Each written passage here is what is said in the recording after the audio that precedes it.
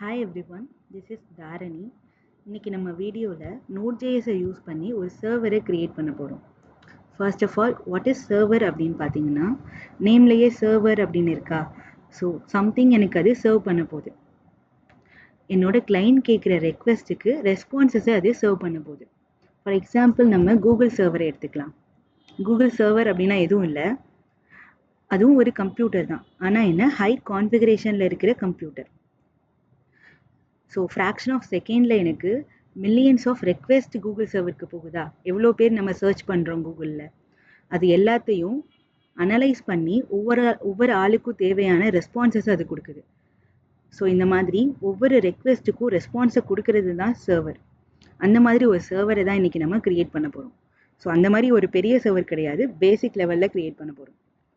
So அதுக்கு நான் first Node.js download பண்ணிக்கிறேன். இதில் 2 வெர்ஷன் இருக்கும். இது Node.jsோட அஃபிஷியல் வெப்சைட். ஸோ LTSன்னு ஒரு வெர்ஷன் இருக்குது, கரண்ட் வெர்ஷன் ஒன்று இருக்குது. எப்பயுமே LTS வெர்ஷன் நம்ம டெவலப்பிங்க்கு எடுத்துக்கிட்டால் நல்லது. LTS அப்படின்னா லாங் டேர்ம் சப்போர்ட், ஆல்ரெடி அதை டெஸ்ட் பண்ணி எந்த பக்கும் இல்லாமல் வச்சுருப்பாங்க. இதுவே கரண்ட் வெர்ஷன் அப்படின்னா நியூ ஃபீச்சர்ஸ் இருக்கும், பட் பக்ஸ் வர சான்சஸ் இருக்குது. ஸோ இதையே நான் இன்ஸ்டால் பண்ணிக்கிறேன்.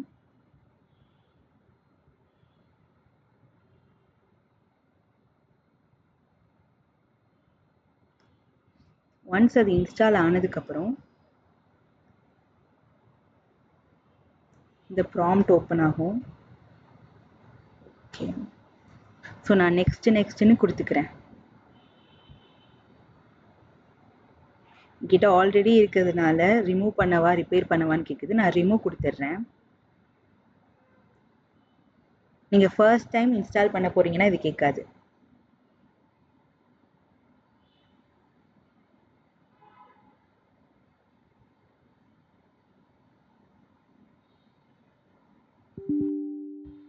எஸ் கொடுத்துக்கலாம்.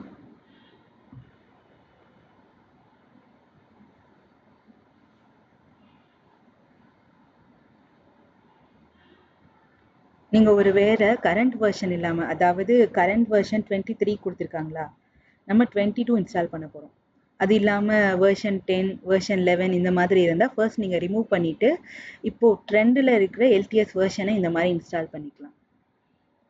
அப்கிரேட் பண்ணிக்கிட்டே இருக்கணும். ஸோ ஒன்ஸ் ரிமூவ் ஆனோன்னே இப்போ இன்ஸ்டால் பண்ணுறது எனக்கு ஸ்டார்ட் ஆக ஆரம்பிச்சிடும்.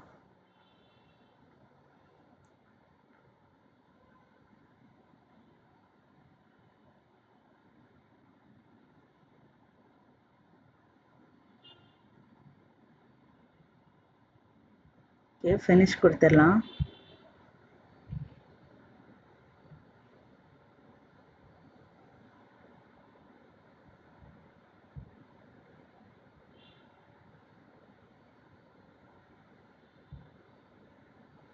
So accept, next. எங்கே இன்ஸ்டால் பண்ண போகிறோம் அப்படின்ற பார்த்து சொல்லியிருக்காங்க, வேணும்னா சேஞ்ச் பண்ணிக்கலாம். ஆனால் டிஃபால்ட்டாகவே C:, ப்ரோக்ராம் ஃபைல்ஸ்குள்ளே தான் அது இருக்கும் Node.js. ஸோ நெக்ஸ்ட் இங்கே automatically install the necessary tools கொடுத்துடலாம். ஸோ தேவையான டூல்ஸ் எல்லாம் அதுவே இன்ஸ்டால் பண்ணிக்கும், மேனுவலாக நம்ம இன்ஸ்டால் பண்ண தேவையில்லை. ஸோ இன்ஸ்டால் எஸ் கொடுத்துடலாம்.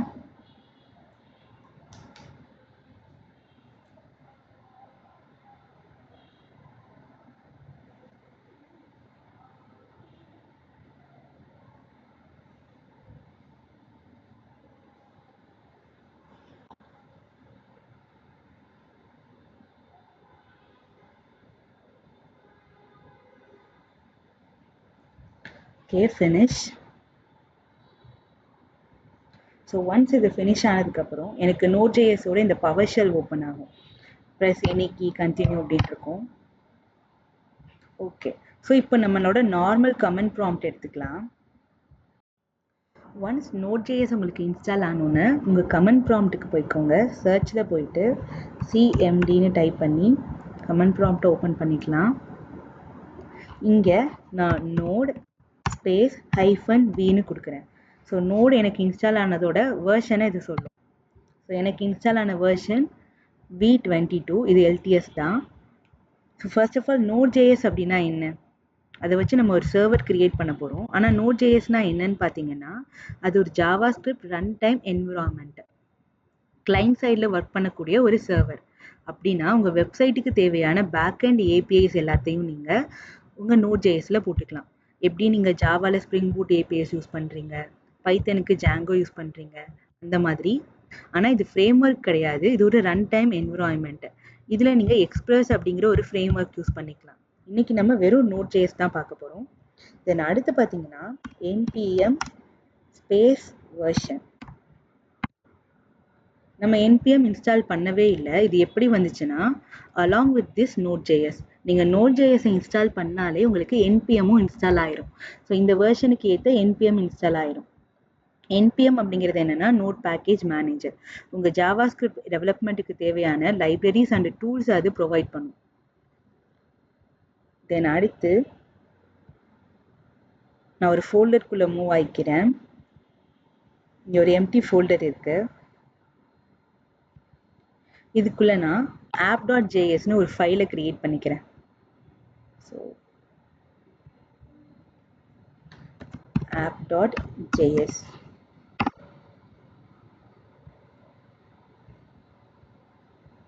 இந்த VS கோடில் ஓப்பன் பண்ணிக்கலாம்.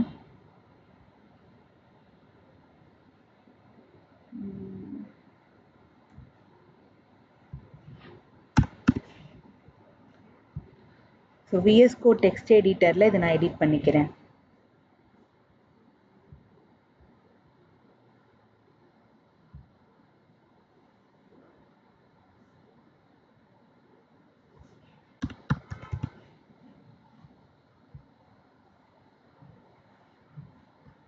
ஸோ இது டெக்ஸ்ட் ஃபைலாக இருக்கு.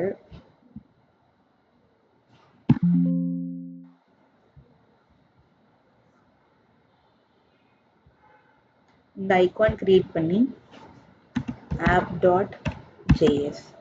ஓகே. ஸோ இங்கே நான் வெறும் ஒரு கன்சோல் தான் போட போகிறேன். கன்சோல் போட்டு Node.js எனக்கு ஒர்க் ஆகுதான்னு பார்க்க போகிறேன். console.log. இங்கே ஒரு இன்ஃபர்மேஷன் மாதிரி கொடுத்துடலாம். My first server is working. இந்த மாதிரி கொடுத்துடலாம்.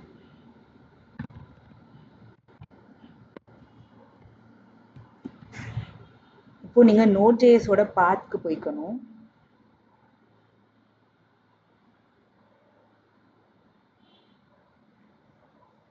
நான் கமெண்ட் ப்ராம்ப்ட்லேயே போய்க்கிறேன். ஸோ உங்களோட பாத்துக்கு போயிட்டு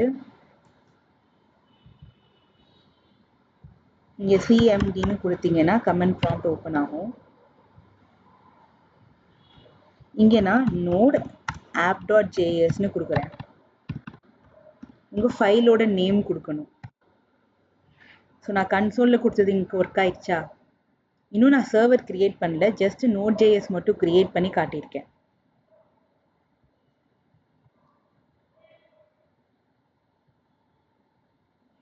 அடுத்து நான் npm init y அப்படிங்கிற கமெண்ட் கொடுக்குறேன்.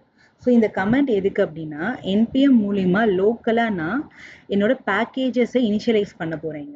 இந்த பேக்கேஜஸ் எதுக்கு அப்படின்னா, ஃபார் என்னோட சர்வர் சைடு ப்ரோக்ராமிங்க்கான மெட்டா டேட்டாஸை அது கொடுக்கும்.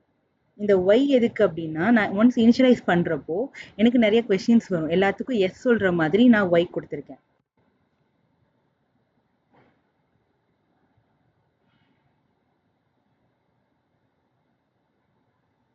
ஓகே, எனக்கு இது கிரியேட் ஆயிடுச்சு. போய் விஎஸ் கோடில் பார்க்கலாம். ஸோ எக்ஸ்ட்ரா ஒரு பேஜ் ஒரு ஃபைல் வந்திருக்கா எனக்கு. நான் சொன்ன மாதிரி மெட்டா டேட்டா இருக்குது. ஸோ அதோட வேர்ஷன் என்ன, மெயினாக நான் இந்த ஃபைலில் வச்சுருக்கேன். ஓகே, இது கீவேர்ட்ஸ். நம்ம ஆத்தர் டிஸ்கிரிப்ஷன்லாம் எதுவும் கொடுக்காததுனால அது எம்டியாக இருக்குது. தென் இப்போது நான் இன்னொரு ஒரு பிளக்கினை லோக்கலாக இன்ஸ்டால் பண்ணிக்கிறேன். npm install shark. இது அவ்வளோவா இம்பார்ட்டன்ட் இல்லை, சும்மா ஒரு பிளக்கின் தான். கன்சோலில் கொஞ்சம் கலராக இருக்கும், அதுக்காக. இப்போ நம்ம இன்ஸ்டால் பண்ண பிளக்கின் இங்கே கொடுத்துக்கலாம். இங்கே இது வேண்டாம். ஸோ இதை நான் எடுத்துடுறேன். இப்போ நம்ம இன்ஸ்டால் பண்ணதை இம்போர்ட் பண்ணிக்கலாம். Import shark from shark.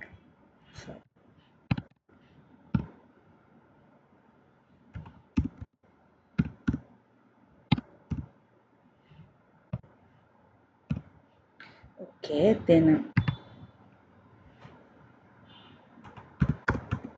console.log நம்ம அப்போ போட்ட கன்சோலே தான், ஆனால் இப்போ அந்த பிளக்கினை யூஸ் பண்ணி போட போகிறோம். நான் இங்கே என்ன நேம் கொடுத்துருக்கேனோ அந்த நேமை தான் இங்கே நான் கொடுக்கணும். ஜூம் பண்ணிக்கிறேன்.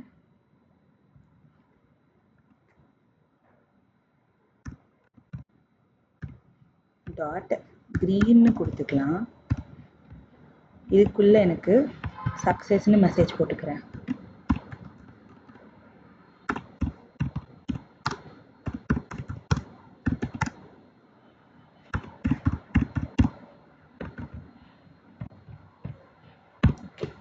ஸோ கண்ட்ரோல் எஸ், மறுபடியும் கமெண்ட் ப்ராம்ப்டில் போயிட்டு app node app.js. Okay, so first எனக்கு ஆர்டினரியாக வந்தது, இப்போ க்ரீன் கலரில் ஷோ ஆகுதா? ஸோ இந்த மாதிரி கலர் கலராக நீங்கள் ஷோ பண்ணிக்கலாம் ஷார்க் அப்படிங்கிற பிளக்கின் வச்சு, அவ்வளோதான். ஸோ நெக்ஸ்ட்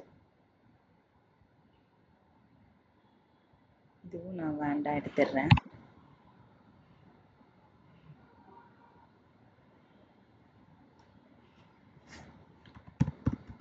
நான் இப்போ ஒரு HTTP சர்வரை கிரியேட் பண்ண போறேன். கான்ஸ்டன்ட்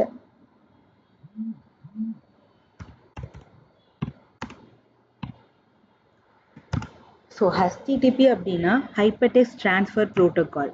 இது நம்மளுக்கு அப்ரிவேஷன் தெரியும். இது எதுக்கு யூஸ் ஆகுது அப்படின்னு பார்த்தீங்கன்னா, உங்களோட வெப்சைட்டில் பேக்எண்ட்லேருந்து ஃப்ரண்ட்எண்டுக்கும் ஃப்ரண்ட்எண்ட்லேருந்து பேக்எண்டுக்கும் டேட்டாவை நீங்கள் டிரான்ஸ்போர்ட் பண்ணுறதுக்கு யூஸ் ஆக போகுது.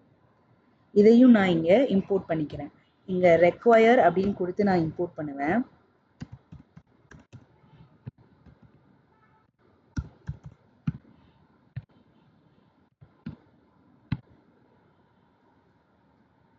ஸோ அடுத்து நான் ஒரு சர்வரை இப்போ கிரியேட் பண்ண போகிறேன். அதையும் நான் ஒரு வேரியபிளில் ஸ்டோர் பண்ணிக்கிறேன். சர்வர் அப்படிங்கிற வேரியபிள்லேயே ஸ்டோர் பண்ணிக்கிறேன்.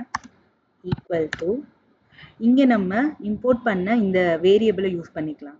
ஸோ இங்கே என்ன வேரியபிள் கொடுத்துருக்கீங்களோ அதுதான் யூஸ் பண்ணணும். HTTP டாட் இதோட மெத்தடில் நான் கிரியேட் சர்வர்னு ஒரு மெத்தட் இருக்குது, அதை யூஸ் பண்ணிக்கிறேன். ஸோ இங்கே அவங்களே சஜஷன் காட்டுறாங்களா? ஸோ கிரியேட் சர்வரில் எனக்கு ஒரு ஃபங்க்ஷன் இருக்க போகுது, அது ஒரு மெத்தட் அப்படிங்கிறதுனால இப்படி கொடுத்துட்டேன். இதுக்குள்ளே எனக்கு கால்பேக் ஃபங்க்ஷன் இருக்க போகுது. நார்மலி கால்பேக் ஃபங்க்ஷன்னா நம்ம ஒரு ஆரோ ஃபங்க்ஷன் கொடுப்போமா, அனானமஸ் ஆரோ ஃபங்க்ஷன். ஆரோ ஃபங்க்ஷனோட சின்டாக்ஸ் கொடுத்துக்கிறேன் நானும். தென் இந்த ஆரோ ஃபங்க்ஷன் எனக்கு 2 பேராமீட்டர்ஸை கொடுக்க போகுது.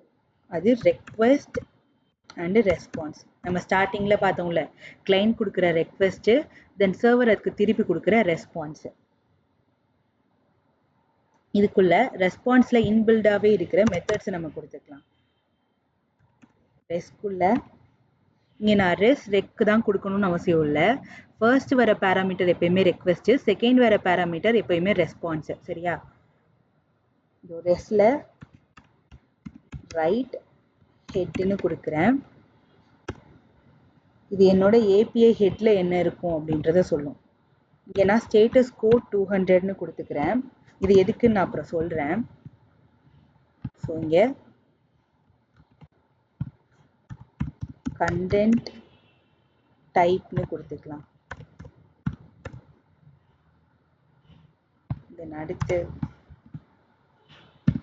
Text plane.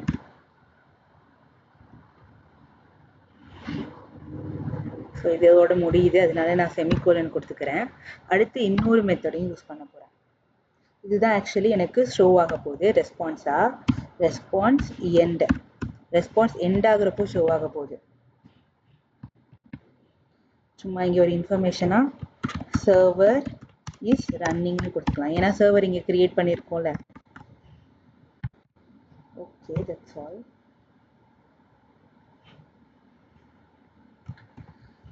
இப்போ இந்த வேரியபிளில் நான் என்ன பண்ணியிருக்கேன்னா அந்த ஹைப்பர்டெக்ஸ்ட் ட்ரான்ஸ்ஃபர் ப்ரோட்டோகாலை யூஸ் பண்ணி ஒரு சர்வரை கிரியேட் பண்ணியிருக்கேன். இந்த கிரியேட் சர்வர் மெத்தட் எனக்கு இன்பில்டாகவே 2 பேராமீட்டர்ஸை கொடுக்க போகுது. அதாவது கிளைண்ட் கொடுக்குற ரெக்வெஸ்ட் ஒரு பேராமீட்டர், தென் சர்வர் கொடுக்குற ரெஸ்பான்ஸ் ஒரு பேராமீட்டர்.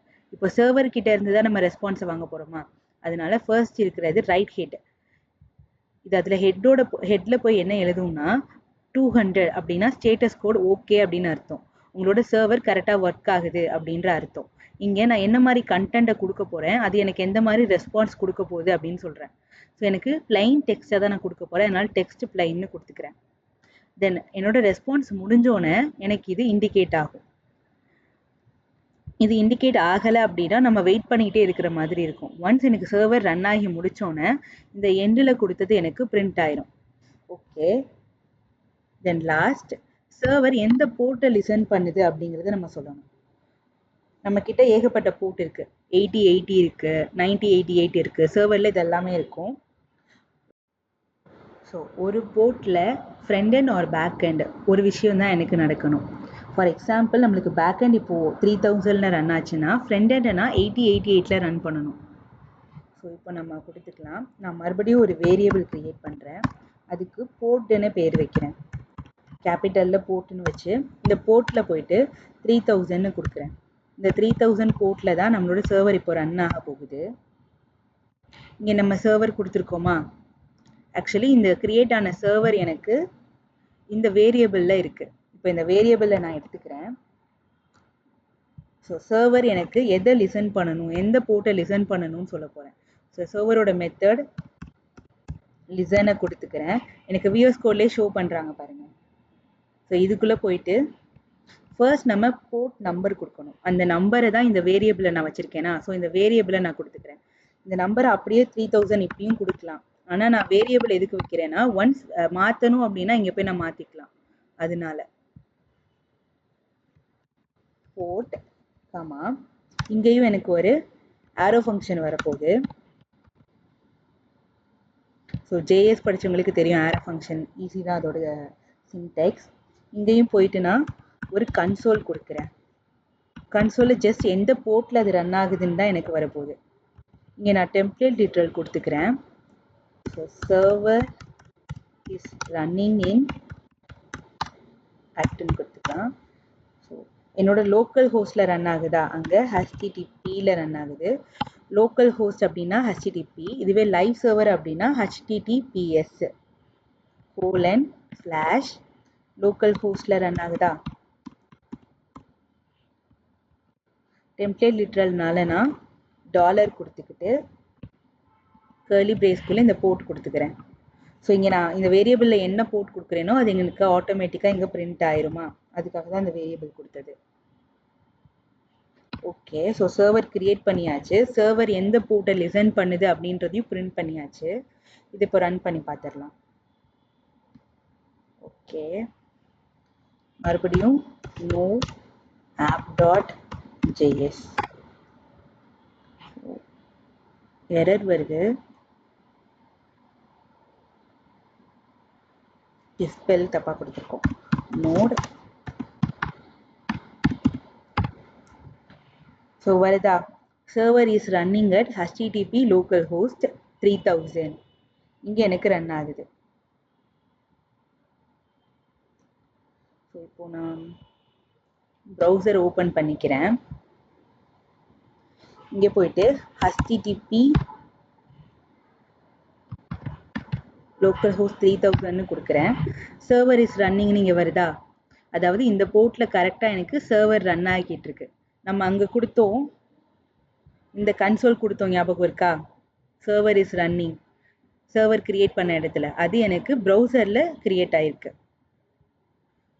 ஸோ நம்மளோட ஃபர்ஸ்ட் சர்வர் இப்போ கிரியேட் ஆயிடுச்சு. ஹோப் தட் உங்களுக்கு இது புரிஞ்சிருக்கும்னு நினைக்கிறேன். பாய்.